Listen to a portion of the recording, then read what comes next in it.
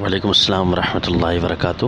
قربانی اگر کسی پر فرض ہو تو اس کو قربانی ہی کرنی ہے، کیونکہ اللہ تعالیٰ کا حکم ہے، اور اللہ تعالیٰ کے حکم کے سامنے چون چرا کرنا یا اپنے قیاس آرائیاں کرنا یہ شیطانی عمل ہے، کیونکہ شیطان کو اللہ تعالیٰ نے حکم کیا تھا کہ آدم کے سامنے سجدہ کرو، تو شیطان نے اللہ تعالیٰ کے حکم کے سامنے چون چرا کرنی شروع کر دی تھی۔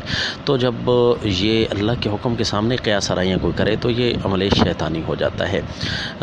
تو اسی لیے قربانی کا حکم اللہ نے کیا، تو یوں کہنا کہ بھئی یہ چیزیں میں صدقہ کر دوں، یہ کسی کو تحفہ دے دوں، یا کسی کی شادی کرا دوں، یہ چیزیں، یہ پہلی بات تو یہ ہماری عقل میں آئیں یا نہ آئیں، جب ہم اللہ تعالیٰ کے بندے ہیں اور اللہ کے محکوم ہیں تو پھر اللہ کے حکم کے سامنے قیاس آرائی نہیں کرنی چاہیے۔ اور دوسرا عقلی بھی یہ استدلال ہے کہ ہر چیز کا اپنا فائدہ ہے۔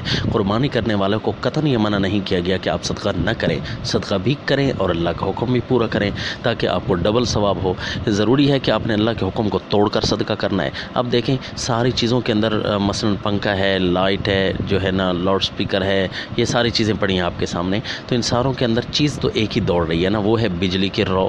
تو بجلی اگرچہ سب میں موجود ہے، لیکن پنکھے کا اپنا فائدہ ہے اور لائٹ کا اپنا فائدہ ہے جو کہ پنکھے سے حاصل نہیں کیا جا سکتا۔ اس طرح مائکروفون کا اپنا فائدہ ہے جو کہ پنکھے لائٹ سے حاصل نہیں کیا جا سکتا۔ اگرچہ ان ساروں کے اندر روح ایک ہی دوڑ رہی ہے، اللہ تعالیٰ کے جتنے بھی احکام ہیں ان سب کے اندر روح ایک ہی دوڑ رہی ہے، وہ ہے اللہ تعالیٰ کی رضا۔